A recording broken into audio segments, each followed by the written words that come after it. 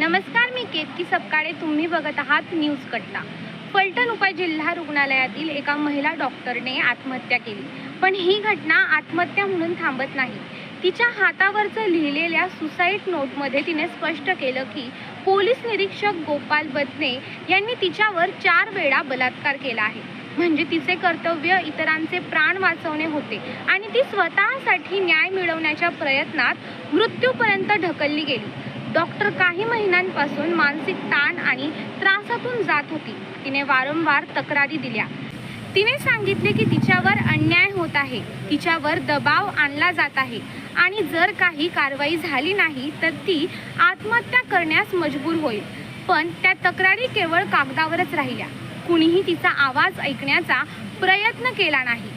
प्रक्रिया सुरू असल्याचे सांगून प्रत्येकाने जबाबदारी झटकली. ज्या व्यक्तीकडून सुरक्षेची अपेक्षा असते त्याच व्यक्तीवर गंभीर आरोप असणे हा समाजाच्या प्रत्येक स्तराला हादरणारा आहे.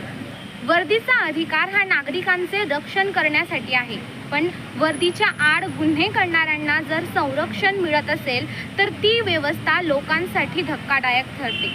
आज प्रश्न फक्त एका आरोपीचा नाही, प्रश्न संपूर्ण व्यवस्थेच्या संवेदनशून्यतेचा आहे.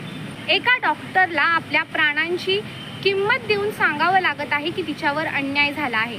हे आपल्यासाठी लाजिरवाणं आहे. अशा घटना दाखवून देतात की पीडित महिला किती असुरक्षित आहे.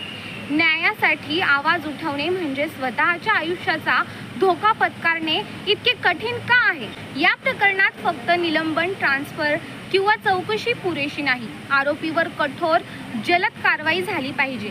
कारण कायदा जर सर्वांसाठी समान असेल तर वर्दीवाल्यांसाठीही तो तितकाच कठोर असायला हवा. आज समाजाची मागणी स्पष्ट आहे. पीडितेला न्याय मिळायलाच हवा.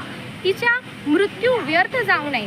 आपण जर आज गप्प बसलो तर उद्या कुणातरी दुसऱ्या महिलेला हेच भोगावं लागेल. व्यवस्था बदलली पाहिजे, जबाबदारी निश्चित झाली पाहिजे आणि दोषींना शिक्षा झाली पाहिजे. कारण जेव्हा रक्षकच भक्षक बनतात तेव्हा न्याय मरतो आणि न्यायासोबत माणुसकीही संपते. धन्यवाद.